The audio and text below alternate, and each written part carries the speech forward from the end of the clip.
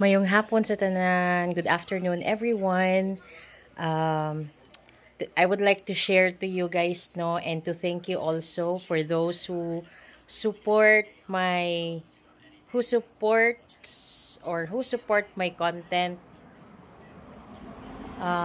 Dako kayong pasalamat, especially today, March 11, 2025, because I received a blessing. So, from our Almighty Father, because I've been praying for this, and this is an answered prayer for me.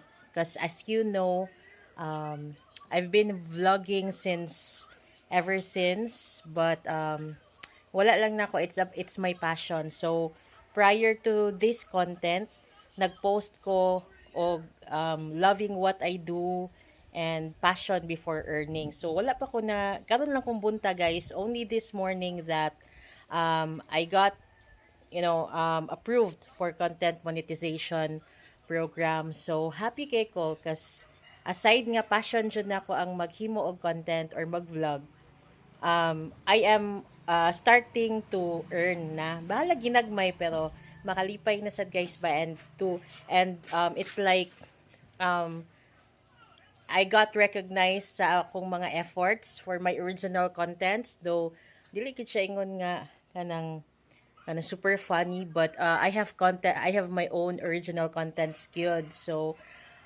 very thankful, as in thankful ko sa tanan, very grateful na naabot na receive na kinana ko or na kuan ako appeal na ko sa content monetization program. And also this is one way for me to reach out to my content creators, co-vloggers nga kanang padung nang maglaay or demotivated na because sige lag vlog, then wala ray napansin sa kanang mga sa met ni lolo. So ayaw mo always be kuan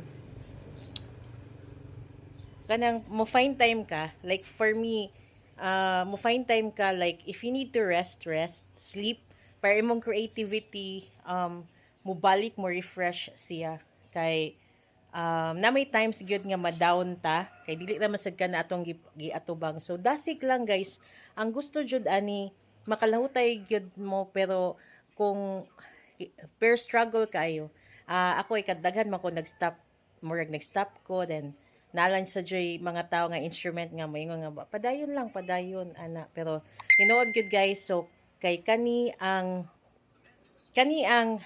ako or today daghan mi nga siguro na invite or na approve sa content monetization program to think nga profile account ni ako.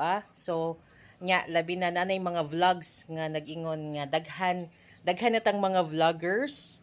So di ba mas daghan ta, mas enjoy, pero lain man pud gyapon ta og kanang mga vlogs. So dasig, padayon lang, ayaw pagpakawala sa pagampo, and kanang fight lang or laban lang sa kinabuhi guys. So I'm hoping that you will be the next one to get invited or to be approved for the content monetization program. God bless and bye for now.